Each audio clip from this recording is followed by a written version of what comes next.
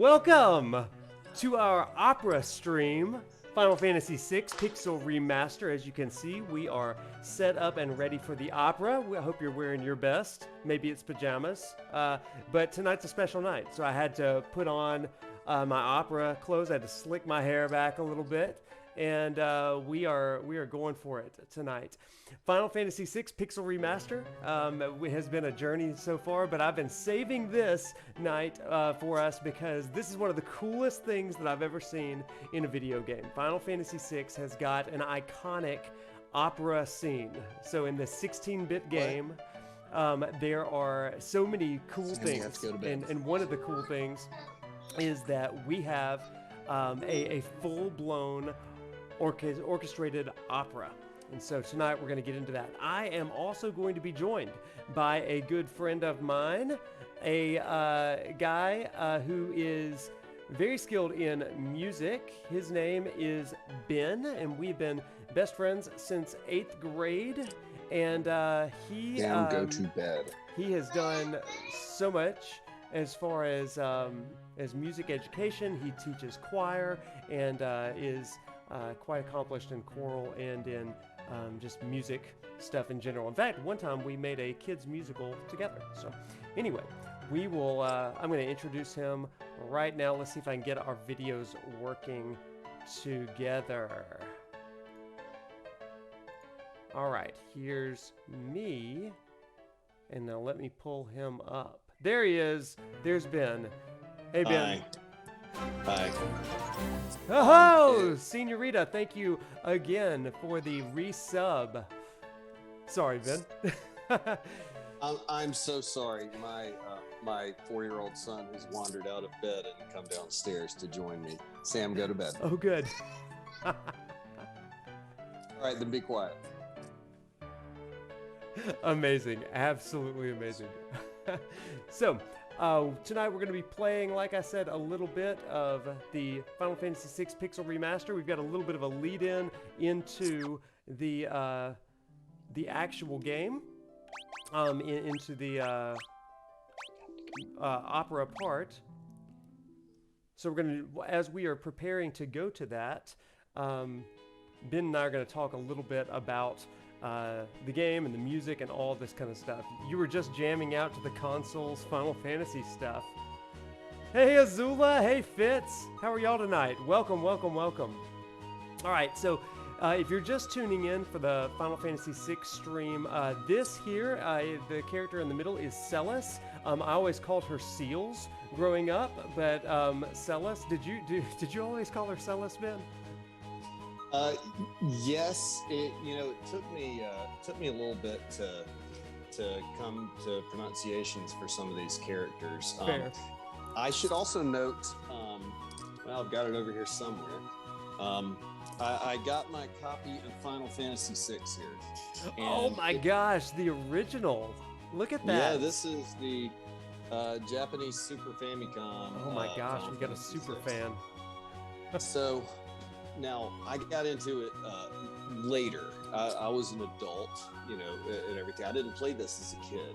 Okay. But the reason I show you the Japanese one is because I have started this game in English several times, but I have never actually finished it in English. Instead, I played the Japanese version with a fan translation. I'm giving my son some yogurt. Sam, here's some yogurt. Go. But hey, Sam. It's worth noting that some of these characters have different names in the Japanese. Their default names are different. Celis is the same. However, Terra, for instance, is Tina. And that actually comes into some theme naming here. And it comes down to this opera, which, I don't want to spoil it for anybody, but it's the story of Maria and Draco. And they, so there was an Italian coloratura soprano in the late 19th, early 20th century named Maria Celestina. So if you take Celis and Tina, which was the Japanese name for Terra, Ted Woolsey changed that, I think, to make it a little more to make it a little bit more exotic, I guess. I had no idea about that. How you got these names? That's amazing. Yeah. So Maria Celestina was the Italian opera diva, and in this you got Celis and Tina. So Celestina is spelled Celestina. Okay. And the character of Maria is the person that the diva that Celis is going to impersonate, or she's going to portray. That makes perfect sense. And it completely debunks my pronunciation as a child of Celes being Seals. And I was always like, oh, Seals. Seals is such a great character, but it's Celis or even Celis. That's cool. Okay. So everybody, this is Celis, the blonde-haired soldier-looking girl. And then this is Locke. He is a treasure hunter. Don't call him a thief. And this is Edgar. He is the king of Figaro, and this is his brother Sabin, who we also made in WWE 2K22. If you've been watching that stream, anyway, he's like. And he is also named after an opera composer. Is he really? Yeah, a Romanian opera composer, I believe. Oh my gosh. I can't remember his first name. Hey Sam, I just gave you yogurt. All right, let's keep going. So Celis and Locke and Edgar and Sabin all are, they're looking for a way to get into the Empire. And in order to do that, they are going to try to get to an airship. And so they've heard that they could find somebody with an airship in this town. That's why we're here. So all that to say, here we go.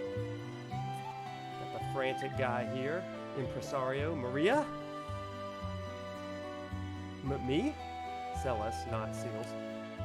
Sorry, I mistook you for someone else. Still, you could pass for Maria in a heartbeat. Oh dear, we're really in trouble this time. Celis looks like Maria? I love the pixel art and the animations here. It's so expressive. You compare that to what was possible in Final Fantasy IV. Yeah. Which was, they could, raise a fist in triumph, or they could hang their head down. That's basically what they could do. We're sad, we're happy. That's about it. Okay, so this guy, you're the spitting image of Maria. Huh, haven't heard of her, you say? Well, she's a famous opera singer. All right. And a letter. That man must have dropped this. That man is the director of the troupe that performs the opera house. Everyone just calls him Impresario. He's been in a tizzy ever since that letter arrived. Dearest Maria, I've decided to take you as my wife, so I'll be coming to kidnap you, the wandering gambler. That's a great letter. That's a proposal is what that is. That's beautiful. Who's this wandering what's-his-face? Were you born on a farm, son? This is a good thing. Well, the classism is just so prevalent here. Oh man, look at his sprite. I haven't seen the sprite before. A gambling vagabond who finds freedom from society's narrow views of morality aboard his airship, the Blackjack. And Setzer, we're gonna keep that name. That's a good name. I used to rename all the characters when I was a kid, but I'm such a purist now. That would be Setzer, owner of the world's only airship. If we had that airship, we'd have our way into the Empire. Let's set up a meeting with this Setzer. The spitting image of Maria. Well, isn't that okay? All right, then go sit down. So now down to the Opera House. So Ben, when did you get into Final Fantasy? It was. I'm trying to think of the exact year. I'm wanting to say it was around 2013, 2014. Yeah. I remember the most recent Final Fantasy at the time was Final Fantasy 14, and I don't mean A Realm Reborn. Yeah, the first iteration, not awesome. Yeah, you and I actually went to a concert, a Distant Worlds concert, and nearby, and so that was really what got me very interested, was the music. I also had seen the first preview. Do not put that in your mouth. I'm so sorry. I was not expecting this. No, I also had seen the first preview of Final Fantasy. Battle with a toddler. Yeah, for real. And I remember thinking how cool that looked. So I looked up some stuff on Final Fantasy 15, which was going to be coming out soon, and was really taken in by all that. So I went through and started playing some of the older games. Yeah, when I was a kid, I had played Final Fantasy at a friend's house, and it didn't hook me because you're looking at goblin sprites on a black screen. I was thinking, these guys are not even in the same window pane or whatever we're going to call it. How are they connecting with each other? Yeah. They just swung their arm and it said it was a hit. That's boring, and it didn't take me in. And I did not have a Super NES growing up. I was you were a Sega kid. Yeah. I remember that. Now I will stand Phantasy Star 4 all day long, but I wasn't really that into JRPGs for the most part. It wasn't really until I was an adult. It really watching you play and hearing you talk about them was very eye-opening, and I remember trying to get you evocative, somewhat interested in Final Fantasy, and then it wasn't until we went to the concert, the symphony, I think, that it was like, okay, we've got a common ground here, which is good. Yeah, the music really did it for me. I remember the opening music from Final Fantasy VII really blowing me away, as well as just some of the themes that were prevalent. And I thought, this is really something special. And it's interesting how this music all comes to be, because RPGs have this music, because back in the day, in the NES days, when you're thinking of your Final Fantasy 1s and Dragon Warrior 1, 2, 3, 4, I'm not opening another. You don't have a lot of action on the screen. Right. So there's not a lot going on in the sound channels. You think back to Donkey Kong, every step Jumpman makes is a boop, boop, boop, boop, boop, boop. When Pac-Man moves, it's wonka, wonka, wonka, wonka, wonka, wonka. Right. But there's not a lot of that active noise going on. So it freed up a lot of these programmers who happen to be musicians, to really focus on tracks. So you look at what Nobu Uematsu was able to do with the original Final Fantasy. The NES sound, or the Famicom sound chip, couldn't do that much, but what he could do was really arpeggiate to create a sense of harmony, and that's how you end up with the prelude, the crystal theme. Things like that, and the way he worked into multiple sound channels. And as you get into Final Fantasy IV, the next one we saw in the US, you saw, I didn't see it till much later. Compare the Red Wings theme in the opening Final Fantasy prelude. It's night and day, because they have all these different sound channels. And I think by the time you get to Final Fantasy VI here, he's really learned to work with the SNES's specific sound chip, or not sound chip, but sound technology that was developed by Sony. And it uses samples. So this opera scene is possible because they could sample instruments. That to me was one of the most interesting things, because I was not into musicals or operas or anything like that. So I was in 5th grade, and this opera scene comes up, the one that we're about to get to, we're already at the Opera House here. I was blown away, and it honestly gave me a respect for music outside of video games, because truly, I mean, as a dumb kid, I was like, this is pretty, bleeps and buzzes and all that kind of stuff, but I'd never quite seen anything as captivating as what we are are about to see. Also, I want to give you complete props because you were able to talk some theory and some interest stuff while you have a toddler running around you, calling out to you. That is some amazing multitasking. Man, let me tell you, there was a while a couple of years ago during the first COVID shutdown where I was having to teach remotely, record videos at home with 3 small children running around. If you don't mind, I hate to do this. Can I excuse myself for just a minute to try to take you back to bed? I'll be back in just a minute. Amazing. Yeah. Maybe he should mute. Maybe we should mute him so that he can talk to his kid in peace. Amazing.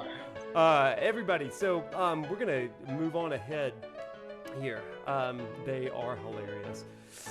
Impresaria, it's you again. We read that letter, so Setzer is coming to snatch Maria away.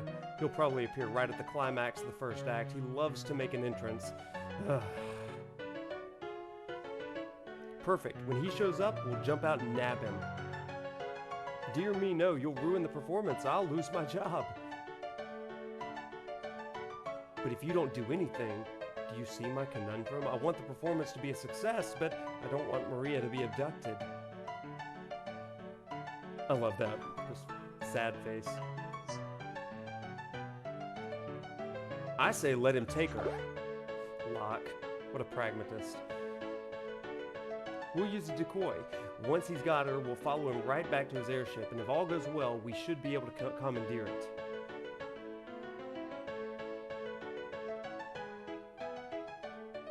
Are you mad? If anything should happen to Maria...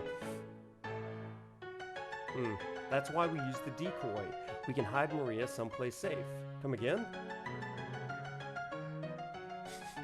You said yourself that Celis looks like Maria. Now, just a minute. She can be our Maria. We'll let Setzer kidnap her and lead us to his airship. Brilliant! Thank you, Senorita. I had to do something spicy for tonight, right? I've hyped it up enough. Hold on here. I'm a former general, not some opera floozy.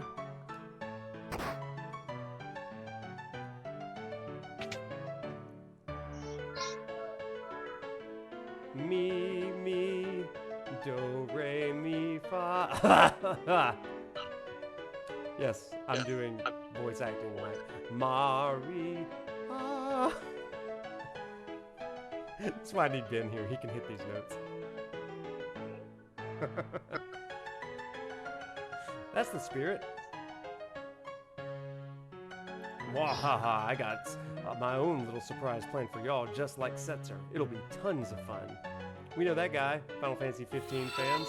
Hey, thanks for following, Melpnose. Thank you so much for the follow. How you doing tonight? Great to see you. This is Ultros. He's in not just 6, but also 15. He's the big, weird purple octopus that attacks Luna in Kingsglaive. I love the letter writing in this game. They just throw letters out here to further the story. Better get to work. We gotta make a star out of you, Celis. God, isn't anyone gonna read it?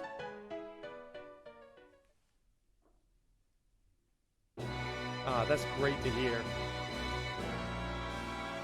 Oh, wait.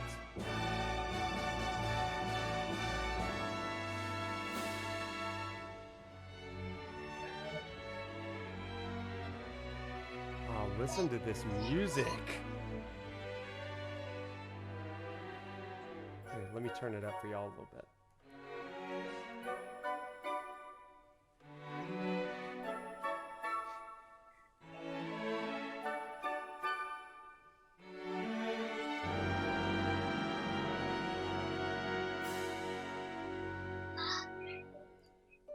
The war between the East and the West was growing more violent by the day. Draco, a soldier from the West, thinks of his love Maria back at home.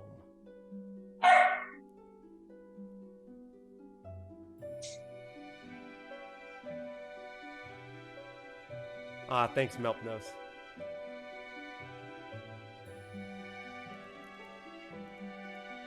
Oh, look at this.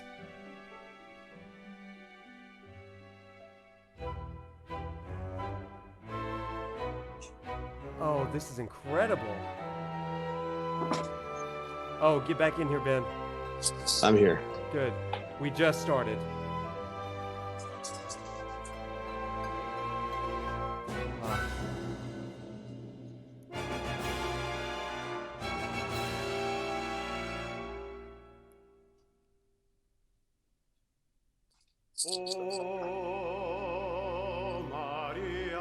Oh my God. Oh Maria, my beloved, do you hear my words whispered in your ear, as if I were by your That background looks like the background you fight final boss against. Yes, it does. Oh my gosh, that was so cool. So folks, obviously in 1990, what, 5, 6, when the original came out, this was not voiced. And so they've added actual lyrics, like vocals, to this. And also, if you notice, there's a graphical change where it has this, what do they call it, HD 2D perspective, kind of like Octopath Traveler, where it's more 3D and you've got a little bit of perspective shift there. Absolutely amazing. Really cool. Ben, any thoughts on that first part? Yeah, that was really neat. I like the new instrumentation. I like the vocals. I'm noticing a slight change in tone quality as we have shifted from the stage to the balcony. Now, Yeah. that's really cool. Really good sound work. It makes. Has there been any? I haven't watched the rest of these streams. I'm sorry, Sure. super busy time. But have they done anything else with the like camera angles and the HD? They have 2D stuff not. in this? That has not been in any of this so far. Yeah, because I watched some of the Final Fantasy V one, and I actually played through Final Yeah. Fantasy V, but there was none of that there. No, that's a first for the Pixel remasters. Let's talk to these guys real quick and see what's going on. I'm gonna go check on things in the dressing room. Oh, I hope. And this I'm gonna works. go check on my son, who sings with me out of the. I'll be right back. Awesome. See you in a minute. Go on, give her some encouragement.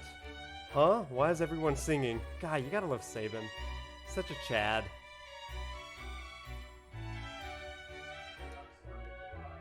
All right. Did anyone ever read that letter? I wonder.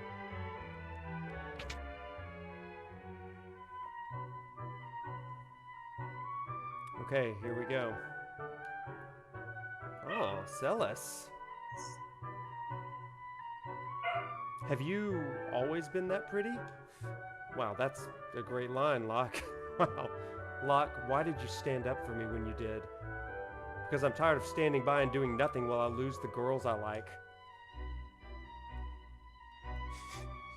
Am I just a replacement for her?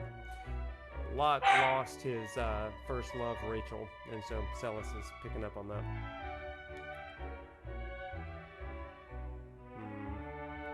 That ribbon looks nice on you.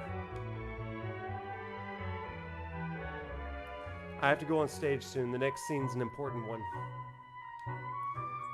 Maria starts to worry that something's happened to Draco and pours her feelings into song. Shouldn't you check the score one last time? Yes, I should. Oh, my hero, my beloved, shall we still be made to part? Oh gosh, they've changed the lyrics a little bit. Crap. Though promises of perennial love, yet sing here in my heart.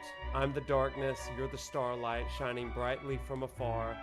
Through hours of despair, I offer this prayer to you, my evening star. Must my final vows exchanged be with him and not with you?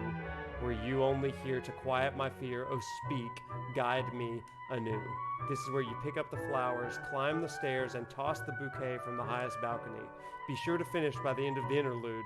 There isn't much time before the start of scene 2. Impresario. Holy crap. Okay. I'm a little stressed about the memorization of these lines. Okay, oh my hero, my beloved. Okay. I think we got it. How we feel? How we feel? Let's go.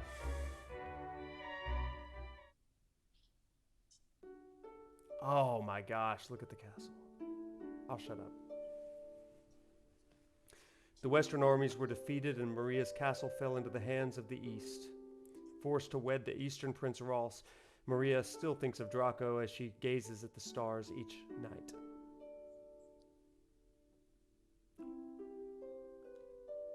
Oh my God. Oh, my hero, my beloved. Sell us. Shall we stay? Well, maybe she needs to train a little harder. She's an amateur. Yeah. Promises of perennial love, yet sing here in my heart. I'm the darkness, you're the starlight, shining brightly from afar. Oh my gosh, I love the set piece here. Mhm. Of despair, I offer this prayer to you, my evening star. Must my final love's exchanged be with him and not with you? Were you only here to quiet my fear? Oh, speak, guide me anew.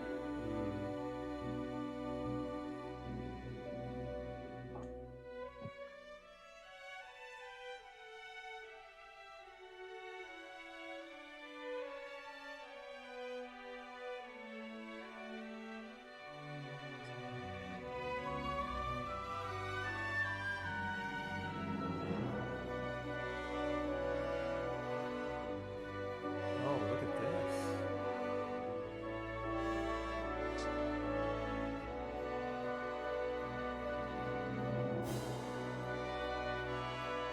That's some pretty good special effects for live theater. Yeah, this is pretty cool.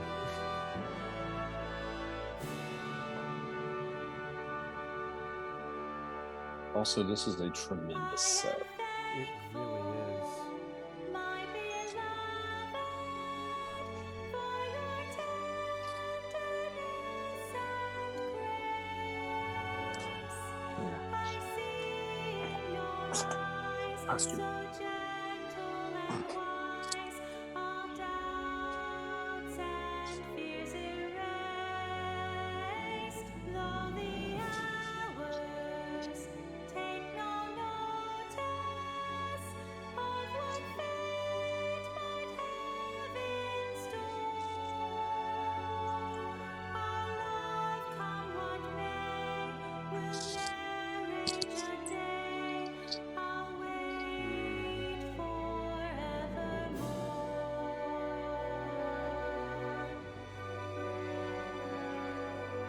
Oh, a star. Nice.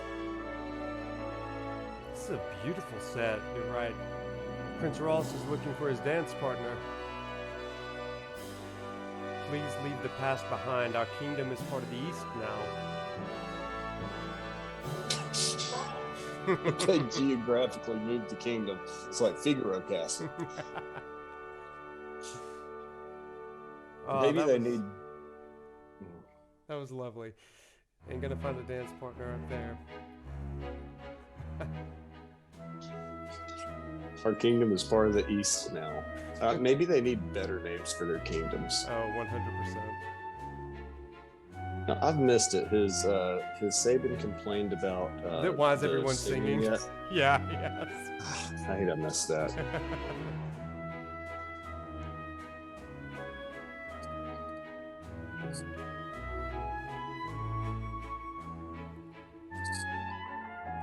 You were wonderful, Celis. Aw. Alright, while Locke is gazing into there, Ben, what are some of your initial thoughts, impressions? So again, it's so neat to hear the singing. Yes. It's worth noting that this was originally written in Japanese, and I do not speak Japanese, but what I know of it is that in most Japanese dialogue, each syllabification is different. Your syllables are written very evenly, so you get this da da da da da da da da, and it's it's really neat, even sound. Now, I think there's more syllabic stress that fits this English translation than probably was originally planned. If you compare something like Final Fantasy IX's theme, da, da, da, da, da, da, da, da, da, Your ability to do that with this tune diddling in the back is also impressive. my ability to ignore things is really one of my greatest strengths. Oh man. But Esper, you've caught on to the tail end of it, buddy. However, we'll send you the link to the VOD. That way you'll be able to see all of it. Okay, go ahead, Ben. Yeah. So I think there's a lot more natural. There's a lot more natural syllabic stress in this, especially even than there was in the original. I wish I were more knowledgeable about this. This process. If I recall, Uematsu went back and edited some of this a few years back for live concerts. So yeah, he did. In fact, it might be worth our while to see that maybe afterwards. I may pull up the YouTube of that, and that'd be a good way to kind of finish out tonight after a couple more things. So, yeah. But this is really neat.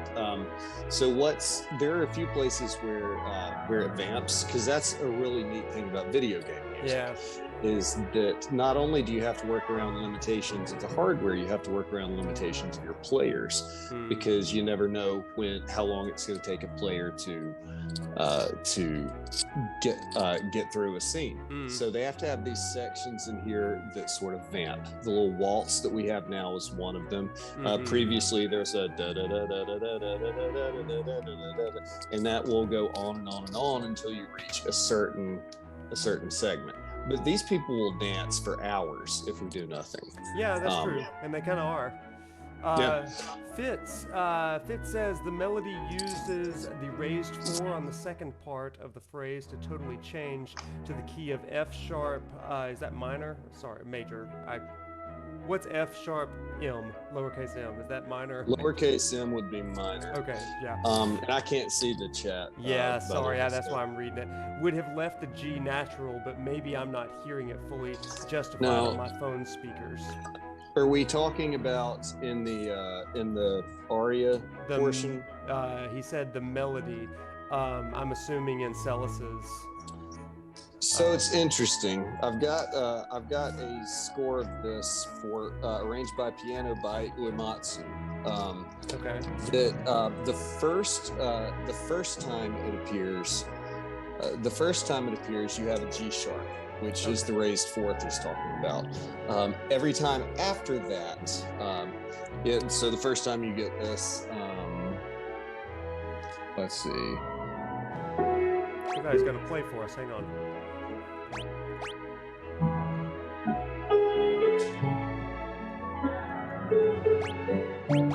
Hang on 1 second, Ben. Let me turn down our master volume here so we can hear you. Sorry, so the first time we've got this. With the G natural there, then G sharp. Okay. Then G natural again. Then G sharp. And what that does is it creates a secondary dominant that leads back to you get the E major chord that leads back to the A for the next part. And then it sort of stays back there. But he does play around a lot with that raised fourth to create the secondary dominance in the aria portion. So definitely something that happens. And he does similar things throughout, creating a what we call a 5-of-3 chord, where he'll use an E sharp to get to that F sharp minor. Okay. Which is interesting because it's written in the key of D major or B minor. So it's a big it's a really neat tonal shift that he does there. So one of the things that we first said when we started hearing Celeste sing, you kind of winced a moment. Yeah. The first singer wasn't bad, right? Very good. He was fine. But when Celeste comes out, it's definitely, not as full. A little, I don't know. I remember our old choir teacher saying, you sound breathy. You're full of air. Yeah. A very bright sound. Bright, okay. A lot of placement in here, and a little bit of chestiness with the soft palate dropped in the back of the mouth that creates a sound known as denasality.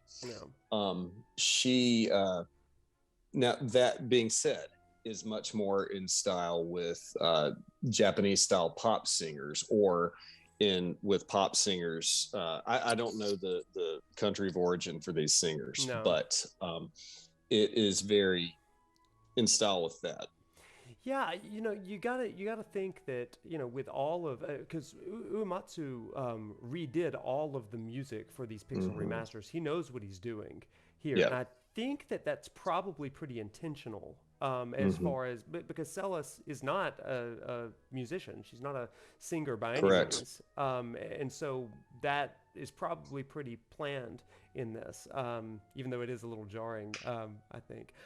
Fitz goes on to say, E as the secondary dom is great. The G sharp over the F sharp minor feels out of place, and then said she sounded like a Broadway style. Any thoughts? Yeah, for sure. She definitely has a different style. I thought the same thing about the story. She is not an opera diva, even if she happens to be the spitting image of one. Yeah. You can look the part, but she brings some of that Broadway style, some of that, and Broadway is a broad term as well, right? Musical theater can be anything from it. If you've got, the role of Maria in The Sound of Music versus something in the Book of Mormon or Hamilton or something, it runs the gamut, down to jukebox musicals where you're aping specific bands or styles. But I definitely think she's got some of that musical theater touch to her, as well as a little bit of poppiness, and you can hear some post-production in there as well. I'm sure this was probably something that the design team really went over a whole lot, trying to figure out the best course of action, because they probably ticked a whole lot of people off by not having a like the warbling. Yeah, because that was the vocal effect. It was almost a warbly MIDI sort of sound back in the Super Nintendo days. So yeah, they probably did, but I mean, I love that they took a risk with this kind of sacred game. Fitz goes on to say, people inexplicably looking just like other people is also very opera Shakespeare style of happenstance. Fair. Oh yeah, no doubt. I think back to one of my favorite operas is one that I've actually been in, Così fan tutte, in which that's a Mozart opera from 1791, and basically two men disguise themselves as strangers by putting on mustaches. It's laughable. Wait, I saw you in that. I saw you in that in college. Yep. That's right. And so it is very operatic. It's very, is you said it was Fitz. Yeah, Fitz. Fitz is right. Shakespeare, any kind of classic theater, even going back to Oedipus Rex or something, the old Greek plays where they just nobody will recognize each other if they're parting their hair slightly differently, Yeah, for real. But I mean, same thing with Clark Kent and Superman, right? Just put on some glasses. Oh well, Clark Kent slouches. Oh, he slouches, pokes his chest out. All right, let's keep going. We'll finally read this letter that the octopus left for us. I owe you guys one, so I'm gonna jam up your opera, Ultros. Uh-oh, better tell the impresario. Off we go. I also just love the theatrical nature of Final Fantasy VI. Everything is just so well staged, and the characters coming out. Did you hear the difference in sound as we went from backstage even to here? It's outstanding. That's good. It's kind of muted and then here. Nice. And we can even walk up here and see them dancing up here, which is kind of cool. I mean, they've been vamping the same 8 bars over and over and over again. They have. The audience is really being patient right now. They are. They've been dancing for like 20 minutes. So, all right, let's get on with it. What?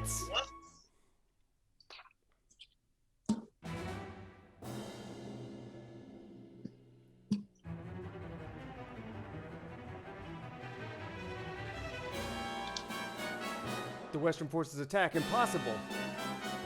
Attack!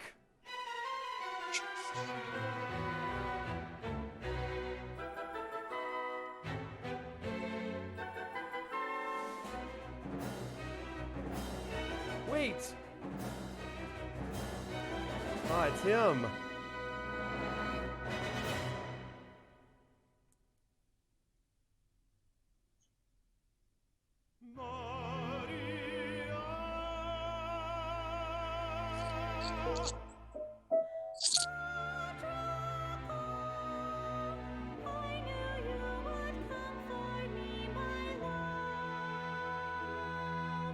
Insolent rogue, knave of the Western Hall, you would address my queen to be Maria. Monsieur, you have Maria's hand. I would die before that day comes. Then it's a duel.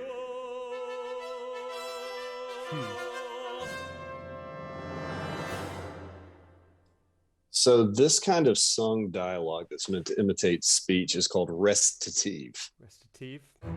Recitative. But how is he planning to disrupt the opera? With that? I like how they're just looking at him. I know, right? Wahaha, let's see if Maria can shrug this off. Ugh, this thing is heavier than I thought. It's going to take me 5 minutes to push this thing off. I love it. We haven't a second to lose. Talk to the stagehand in the right room up on the right. He'll help you get up there. Leave it to us.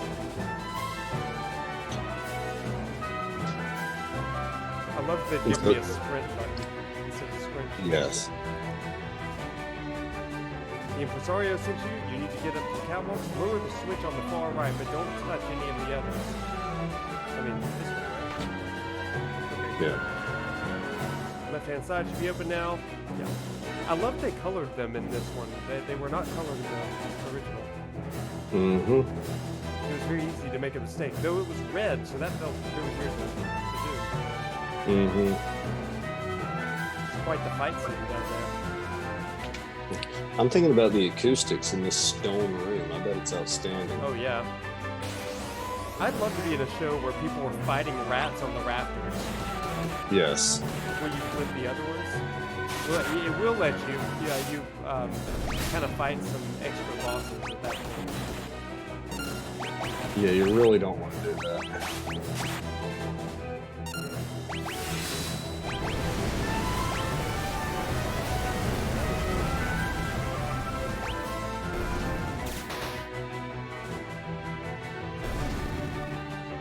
Take that, rats. I like to think that every show that I go to, everyone is fighting rats in the background. Yeah, probably are. Actually. great attack from Saban. I love it. It's very useful here. Edgar's learning a lot of magic right now. One of the things I love about this game is that almost all the characters are very useful in their own way. Yeah, everyone seems to be useful. So once you start using Yes, magic they are. sites, you can get them all kind of superpowered, I guess. Yeah. Yeah, so the translation that I played originally called them Majorocks. And Magic that's about rocks. the first name. Yeah. We love that. Can I get I that? have a lot of issues. All right, here we go. Oh, rats. Yeah, that's right, rats. Oh, man.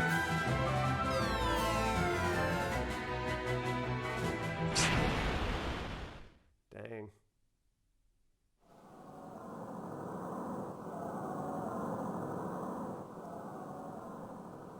Oh no, this will never do. With those two flattened, there's no one to win the girl. How can the story possibly continue? I like how that- he just came on stage. I love that he just comes out on stage and he's like, oh no, everybody. I've seen this in Peter Pan. You have to clap and say you believe in fairies. The show must go on.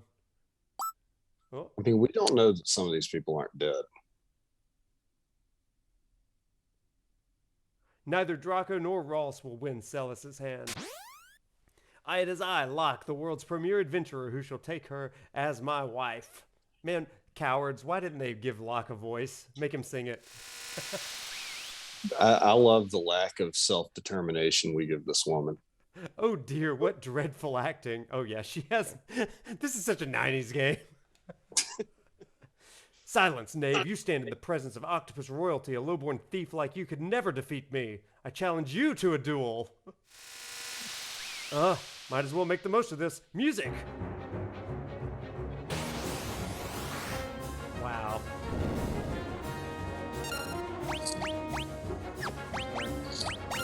Long time no see. Did you miss me? Let's suplex him.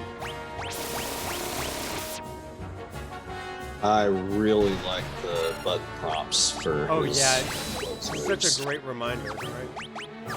Yes.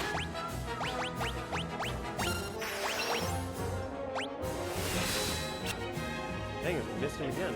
I guess we can't. Can aura cannon him.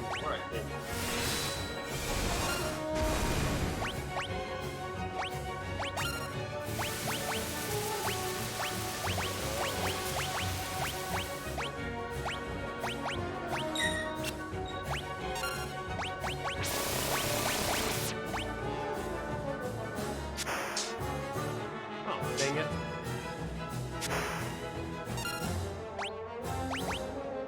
Here, over here.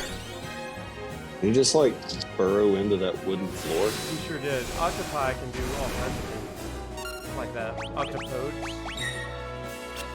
Something.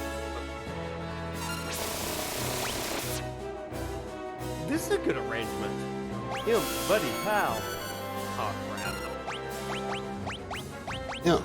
Interesting.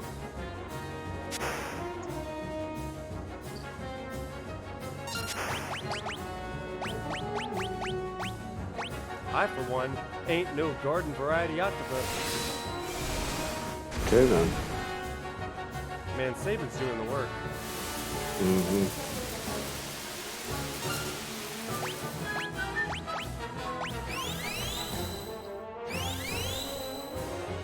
Nice.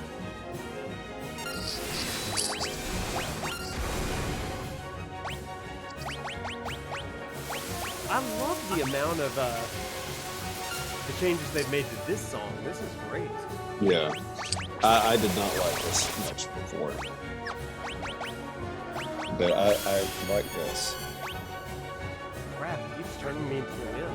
I need that. I need to start healing myself. Problem.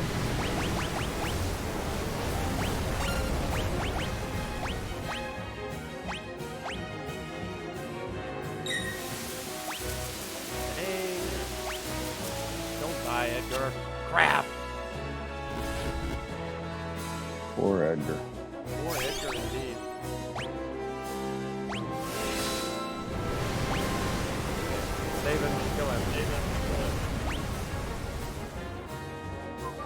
thwarted again. I feel like such a sucker. Oh, got him.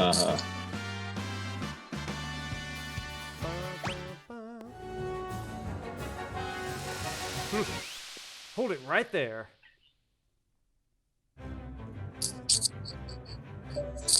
My compliments on a most impressive performance.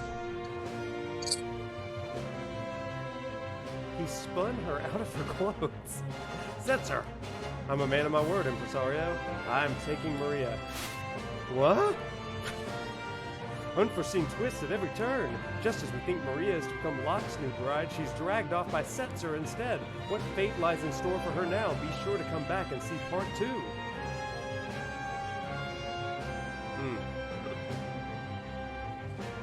I'm intrigued by this idea of a part 2. Man, me too. And that's just how they leave it that night. It's like, okay, everybody, go home. Don't worry, I'll give you plenty of attention later. Yikes, Setzer. Oh my god.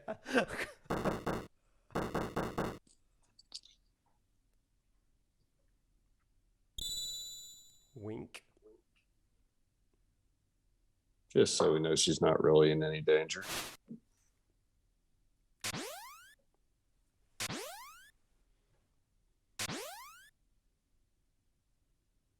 What a performance. You're a great fake actress, Celis. Wow. Enough. But the real show Aren't all starts actresses now. fake? It's time for Act 2. I guess you're right. Where's Setzer? He should be right back. What are you doing in here? You're not Maria, are you? Setzer, we need your help. We need to get to Vector. Your ship is the only... If you're not Maria, then we have nothing to talk about. Wait. We heard that your ship is the finest vessel in the world.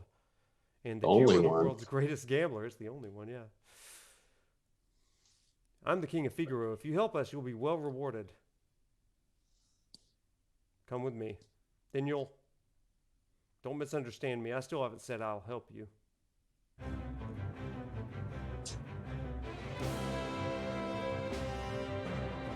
It also makes it the worst answer in the world. You're right, G. You're right. Business has been awfully slow lately, thanks to the Empire.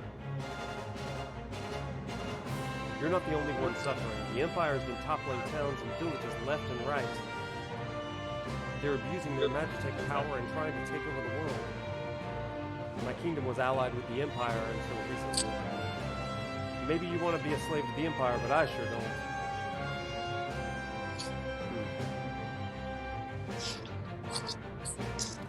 We're at least together in hating the Empire, right? So please. You know, I think you might actually be even cuter than Maria. Huh? Alright, if Celis becomes my wife, I'll help you. Otherwise...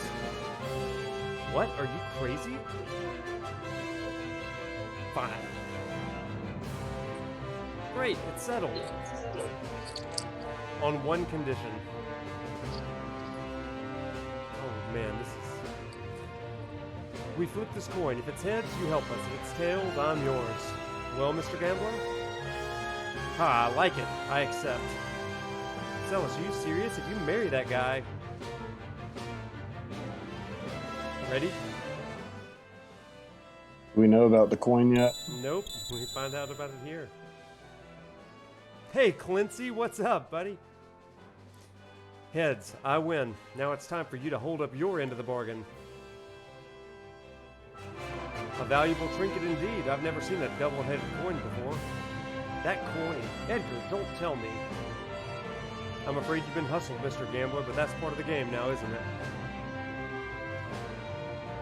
A nice callback in Final Fantasy VII Remake as well. Ha, how low can you stoop? I love it. Alright, I'll help you. Gambling against the Empire. With nothing to lose but my life, I haven't felt so excited in years. Yeah, so if you remember, that's the same coin that Edgar used to decide between him and Sabin as to what the future of the kingdom would be, whether Edgar or Sabin would be king. My life's a chip in your pile. Ante up. And wasn't it that neither of them wanted to be the king? Yeah. So Edgar thought he was taking one for the team? Yeah. I can't believe this clunky old thing can fly. You sure it'll stay in the air? When things fall, they fall. Life's a game of chance. You play the cards and fate plays hers. Isn't it, Fitz? They'll spot us in the air from miles away if we try to fly this thing into the Empire. We'd better land a safe distance away. That sounds like a good idea. I'll stay on board to keep the ship ready to take off at a moment's notice.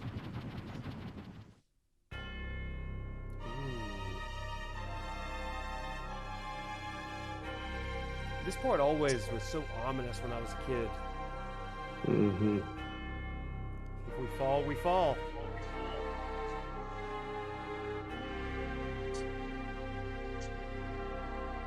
There's Vector of the Empire. This is a good ominous foreshadowing for tomorrow's stream. Dang, look how big it is. It's way bigger in this one.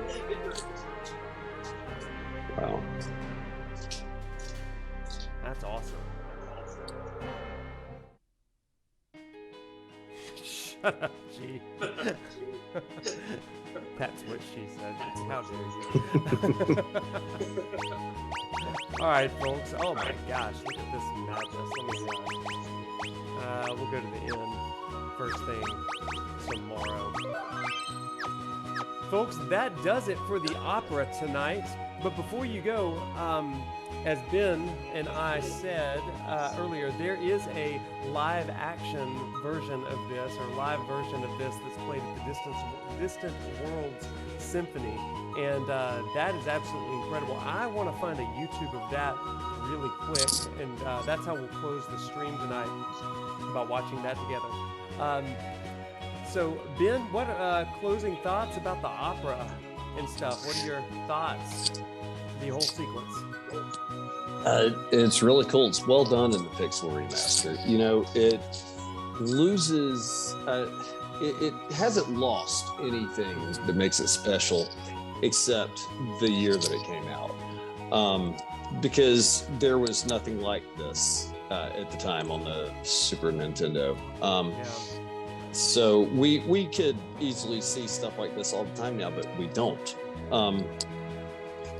A few things to note about this version of the opera, or this opera scene in this game, is it's not entirely. It is very much caricature in a lot of ways. Traditionally, if you were to go to an actual opera, it would be much more akin to musical theater than this, just usually with older music, although modern operas are still being composed. They tend to be very long, and there are different styles. This seemed very much to be in the style of a classical era opera, but with 19th century style music. I think it's really cool what Uematsu did with the different themes, with the way he worked in those vamps we talked about, where the music just has to keep playing because you have to allow time for player input. But I think, the opening with the triplets and the different chords, incredibly neat. I think he did an outstanding job with his thematic writing. What I will say is, traditionally you would expect in this style of music, if it were to last longer, then some of these themes would be developed a little bit more. A lot of the themes that we hear are very much presented as is, and then we move on, or presented as is and then sung again as is. But that's sort of a necessity of the medium, because if you were to compose a 3-hour opera for this game, that would really get old really quick. Especially, having to allow for different things. I think that sequence is a lot of fun, from the melodrama to the sort of slapstick nonsense at the end. It's just, it's outstanding. I love the whole sequence, and it's just really cool. It's such an achievement in video games, which interestingly enough would be outdone later in this very game. There are a couple of sequences later in this game that are musically far more impressive than this. Thinking specifically of Dancing Mad, the theme when we get for the to final boss. Yeah. If you thought that this musical sequence was cool, I mean, just wait till the final boss, because that's one of the best songs in all of Final Fantasy, I would say, in all of video games. I would agree with that. Hot take, I don't know if it's that hot. I like it more than the One-Winged Angel Sephiroth. Oh, it's not even close. The Sephiroth theme's neat, and cool. it gets a lot of credit for having the choir and the voices, because hey, we got CD-ROMs. It's also what people forget is that Final Fantasy music was Final Fantasy VII's music was incredibly lo-fi. Yeah. The PlayStation did not have, before people discovered Red Book audio, the MIDI sounds were not that impressive. The SNES could do a lot better, still on Sony hardware. But it's immediately outdone again by the Balances Restored music. You got like 25 minutes of a closing cutscene in this game. It's so good. And it's some of the best music in Final Fantasy, and you get to hear some of those thematic developments. You really do. And in my mind, it doesn't get any better than that until maybe some of the stuff in Final Fantasy 15, and that's probably a hot take. But yeah, that is a hot take. I've fought with people on Twitter about that one. So Yoko Shimomura is brilliant, and really is. she deserves all the credit. The character Even themes in beyond Final Say that again. Sorry. even beyond her Final Fantasy music, I think she was one of the composers behind Street Fighter. Well, not one. She was the composer of Street Fighter 2, which has some of the best music in all video games. And let's not forget Kingdom Hearts. She did Kingdom Hearts as well. So listen, a bright spot in Kingdom Hearts. I know. This is my chance to say it. Kingdom Hearts is terrible, and the only people who like Kingdom Hearts should be put on watch lists because they are like deep. you, Ben. People really like you. No. Well, it's time for me to listen. I teach middle school, and I had a kid bring me sheet music from Kingdom Hearts today, and I played it for him, and it's like, oh, thank you, Dr. Cook. This is awesome. Will you? And do you like Kingdom Hearts? And I said, no.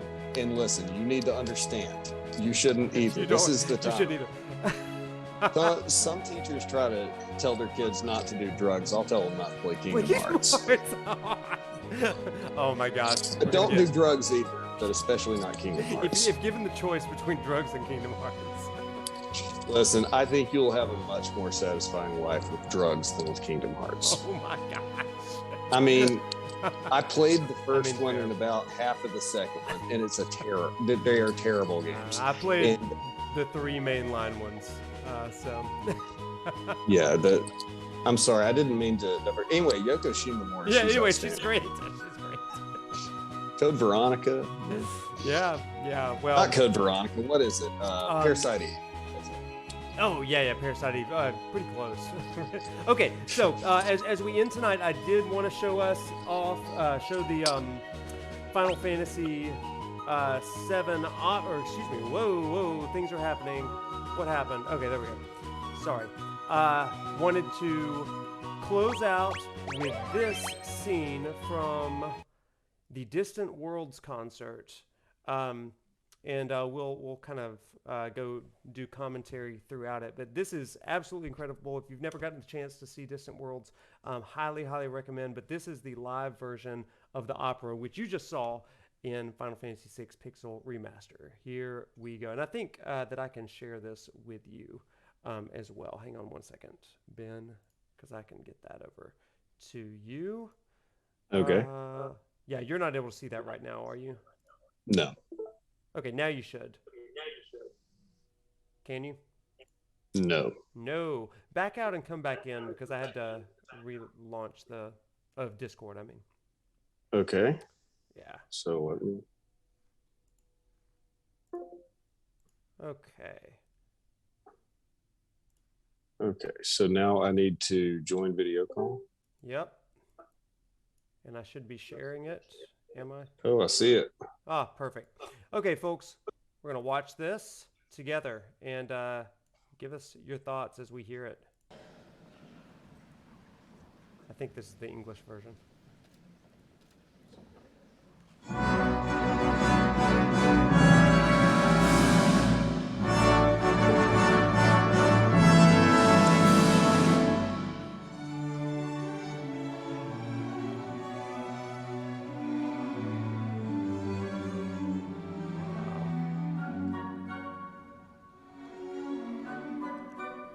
Oh gosh, I've given the wrong. Oh, my bad. There we go.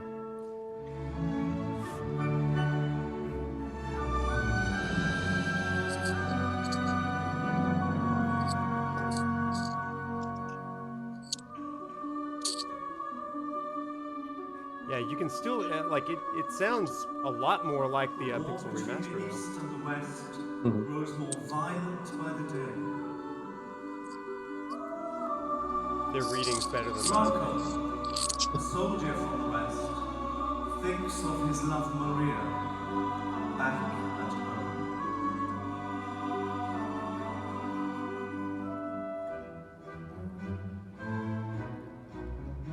I gotta give credit to Koopa Doom on YouTube for the YouTube video as well. So go toss him a like.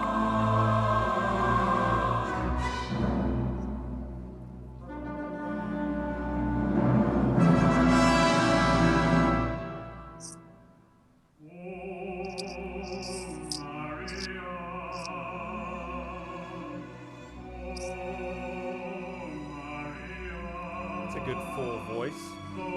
Yeah, this little baritone sound.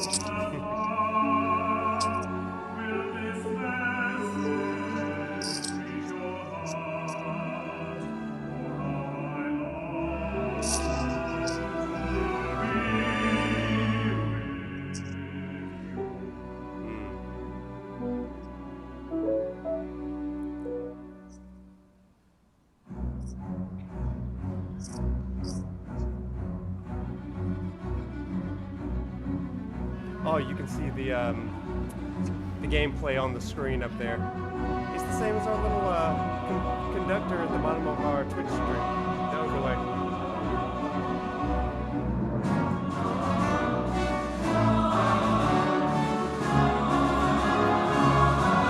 Very good orchestration.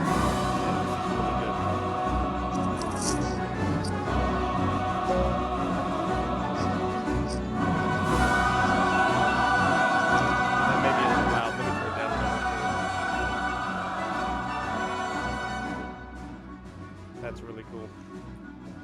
I like what they're able to do through this section with layering instruments through there. Yeah. Really good. Makes it a lot more interesting. If y'all remember, this was the part where Locke is kind of walking around talking to the characters and going backstage to talk to Celis. So this sort of employs a lot of what we would call melodic minor mode, where we shift back and forth between raised and lowered 6th and 7th scale degrees in minor key to create more of that melodic theme. But we also get some of that 5/7 of 3 stuff in here as we go to the middle portion, to the F sharp major chord. Wow. And then it repeats. So it's what we call binary form. I think it's cool that they kept that like gameplay interlude The Western armies are in defeated, this. and Maria's castle falls into the hands of the East. Forced to wed the Eastern Prince Ras, Maria still thinks only of Draco as she gazes at the stars. Here's Celis's moment.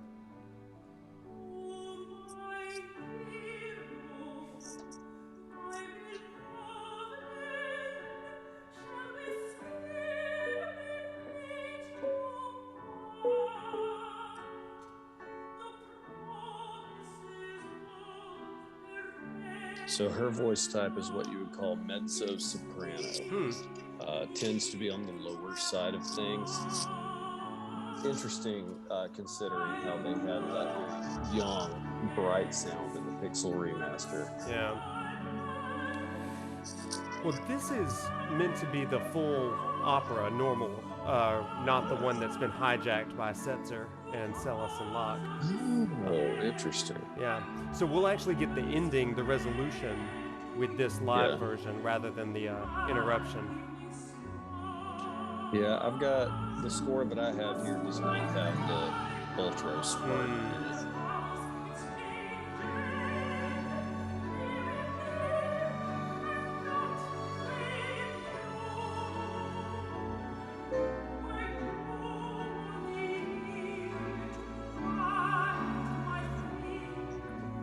So they use a sort of B major minor ninth chord there on the turn, and it creates a good sense of unease.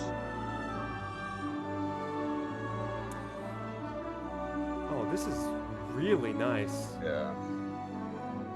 I wonder if in, I know they're doing a 35th anniversary concert. I wonder if they'll use the Pixel Remaster video on the screen for that. Maybe. This is a really pretty, simple, but very effective waltz. And in the game, if it had been less simple, it would have distracted, because this is when you're supposed to be going and doing story significant stuff. So all this plot significant stuff is happening. And waltzes are fairly simple dances. But this reminds me a lot of Tchaikovsky's Sleeping Beauty waltz, which used in the Disney Sleeping Beauty as well. A handful of survivors from the Western armies gathered to lay siege to And Castle hear what the Garden. music's doing right now. This is reminds me of stuff. Ooh. The choir, like, screaming in the background. Vanguard leading the ill-fated charge is a lone hero, and though battered and scarred, he fights with the spirit of 1,000, felling one Eastern soldier after another.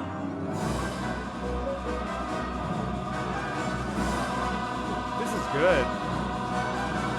Yes, Draco has returned.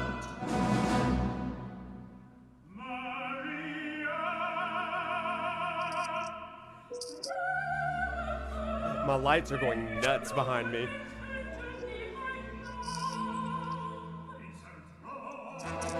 Name of the Western Hall, you would address my queen to be Maria. Never should you have Maria's hand. I would die before that day comes. Then we join. Oh man, I love it.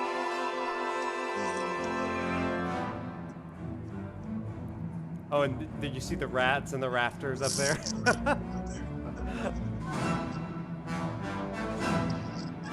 Y'all, the Distant Worlds concert is out of this world. It's so fun. Look at that. I don't have this one. This is very Ultros battle. Very different from the Pixel remaster. It's a little different, for sure. But Ooh, and some singing. I'm imagining that's Ultros.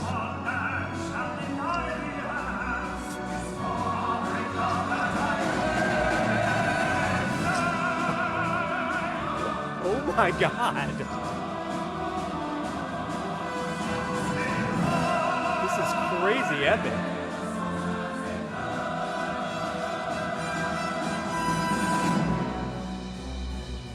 The snare drum is one of the giveaways that this is Makes me want to go fight some rats. yeah.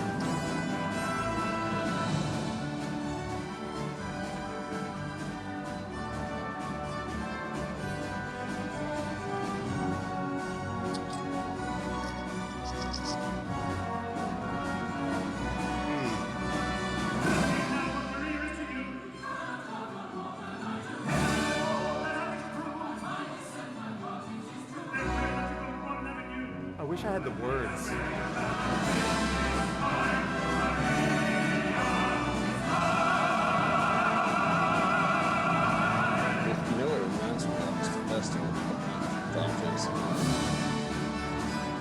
Man, I'm having a hard time hearing you over the massive. No, you're fine. It reminds me of the festival of the hunt. Oh, in Final Fantasy IX, the festival of the hunt. Yeah, it does have that tone to it.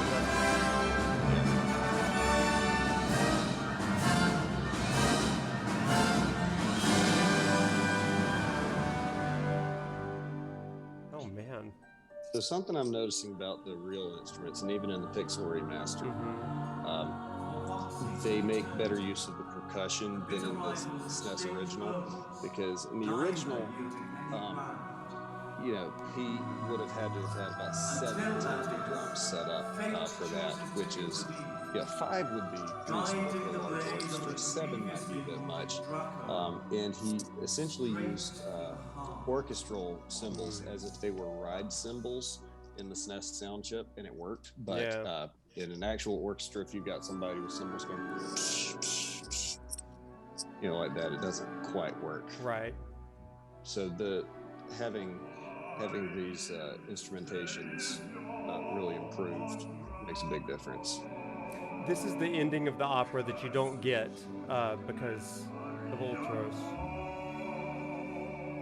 Right here.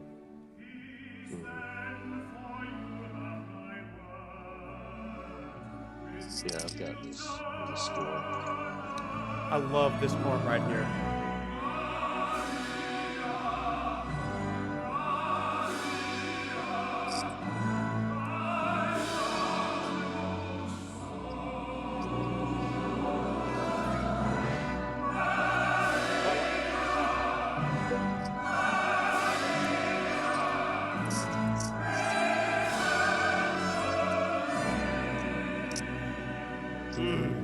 God, Yeah. chills. It's really good. Chills. It's neat what they do there. They allow the bass to move, Yeah. and use what would normally be a pedal tone in the upper voices, and it's really neat with the crashing B minor chord. Very interesting inversion of expectations, but it works really, really Gosh, well. it does.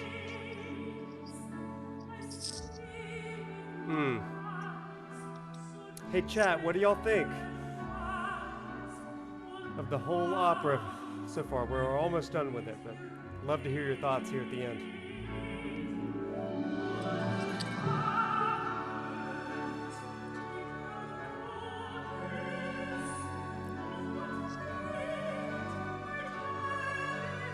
Get that B major ninth chord here. Listen to this.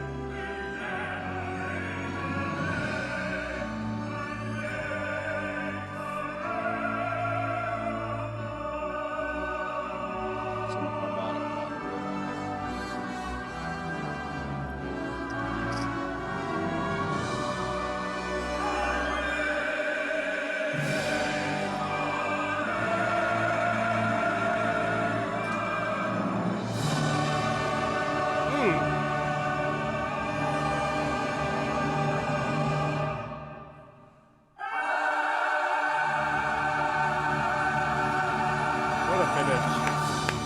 What a finish. That was absolutely phenomenal. Oh my gosh. Folks. Interesting to note, it ends on what is called a plagal cadence, which is usually used in sacred music as an amen. So there's really nothing deeper than that, but typically you'd see what's called an authentic cadence at the end, where you get a big or sorry, I forgot what key I was in. But they give you a at the end, and it's I think it absolutely works here. I'm not I can be critical of stuff, but I think that this is really well written. Probably did a lot to legitimize video game music, but it just such a fantastic work from a 16-bit video game. Amazing. Absolutely amazing. Like I said, I mean, this gave me such an appreciation for video game music. I mean, to me, I'd always liked video game music, but it was kind of like the little earworms that you'd get in your head, like dun dun Yep. dun dun dun dun, dun Mario, right? But with this, it was like, oh, this can be something more than that. I think this was the first time that I ever thought of video games as being a form of art, which I know there's been a discussion of that, but this was like deeply moving for me, and it still is. And to certainly see it fully realized with a symphony and orchestra, just incredible, incredible. Ben, closing thoughts before we head out for the night. You know, first, I really appreciate you having me on. Absolutely. I think Final Fantasy's got some of the best music in all of video games. There are a few series that I think do it better than anybody else. Final Fantasy is one of them. For others, I see the Castlevania series, as well as the works of Koji Kondo over on his Nintendo games. But I think that this is such a formative song for video game music, and it probably opened up a lot of eyes to show what game music could be. I love going back and looking at old game music through the lens of what did they do with the limitations they had. For sure. And it's hard when listening to this stuff to remember that there were limitations. There were significant limitations, and the way that that Uematsu did, and I think Uematsu, if I'm not mistaken, was also the sound designer in general, or at least that's how he began. Yeah. The way he had this worked out to really go with the gameplay, to create this gestalt of Final Fantasy it cannot be overstated. These games are special in a lot of ways. I can say I would have next to no interest in them if it weren't for the music. Hey, if that's what sold you on it, so that we could talk about them, then I'll I'll take it. But no, it's phenomenal. You know, this has got to be one of my favorite games in the series, and the music is in no small part to that. I think that along with 4 and 4 has great 9, and later on 15, some of the best music in the series. You know, I've been very vocal about my love for 5, which I know you do not share. There are great things about 5. There really are, but there's I'm a gonna say grind music's to it. not one of them. Really? Okay. As much as I enjoy the gameplay, there's only so much of the same Irish jig you can hear in for every town. It's a good Irish jig, though. It is. Good one. You sure do hear a lot of it. You really do. And you know, Good Friends or whatever it's called. Dear Friends. Dear Friends. I like that one. It's a much better song than the rest of it. But I think 5's music is largely forgettable compared to what came immediately before and what came immediately after. But the same could be said for the story, right? The story of 4 and 6 are both better than the pretty, vanilla. I mean, vanilla's not bad. It's a flavor for a reason, but it is kind of the bare bones sort of thing. No toppings, no sprinkles, just vanilla. Everything about Final Fantasy VI is cranked up to the next level. Again, I haven't seen much of Pixel Remaster besides what we watched tonight, but I'm thinking back to the first time that Terra uses magic in front of Edgar and Locke, and their jaws drop, their eyes bug out, and they fly off the screen. They do. It's a drama. It's exaggerated, throughout. But you get these little moments that are both dramatic, the moments that are funny. And it's so much more than before, where, previously we've had Young's wife hit him with a frying pan or whatever to wake him up. Great. That's fine, but it's just somebody going like that. It's the comedic and dramatic moments in this are well beyond what we have seen before. There's not much that can prepare you, if you're not ready for it, for what happens in the Esper village when you think you saved the day. You know, All there's right. not much. No spoilers for the Okay, chat. So we're I'm not spoiling. I'm things not are going spoiling. down soon. So When you get to the obvious end of the game in the Esper Village, fair. and save the day. But you know, and it sets the tone from the very beginning, from the lightning crash at the menu screen. I Right. assume that's still in the Pixel It Remaster. is. From the Magitech armors walking through the snowfield, going into Narsh, to just the incredible battle music, the victory themes. Mm-hmm. Everything about this game is dialed up to 11. It's operatic in a way that previous Final Fantasies, except maybe 4, you could make a case for 4, hadn't been. And on top of that, it's got gameplay systems that make it fun to play and replay. The Espers are a different or the what are they called? Magicites are a different version of the job system, which would be reimagined as Materia in 7, yeah. Fantasy 7. You can create your own characters that sort of have different strengths and weaknesses. And the way the game works, it's like the opposite of Final Fantasy 15, where in this game it starts out very linear and then opens up in a big way toward the end. Yeah. And you are left with this massive open world to explore, to take tasks in the time that you see fit. Yeah. You can make a beeline for the tower, or you can go and look for. You can go recruit. We'll say. Yeah. The gameplay, the music. You know, the soundtrack to this is like 3 discs long. Yeah. For a tiny little cartridge. I love that you brought out the Japanese cartridge for this stream. Yeah, I love it. I absolutely love it. So good. Yeah, I played it. I played it on a Retron with a fan translation. I really don't recommend that. The American translation by Ted Woolsey is much better. The English translation, I guess. Yeah. It's what you lose in that translation tends to be characters, because Japanese is a much more efficient language in terms of the character usage, because they use katakana or hiragana and kanji to communicate things in very few characters. Right. But, you know, the samurai in this game is named Cyan. Well, he was named Cayenne, like the pepper in the Japanese. Oh wow, I didn't know that. Oh my gosh. Yeah. Ben, we could literally talk about this game all night long. We could. So let me cut us off. But yes.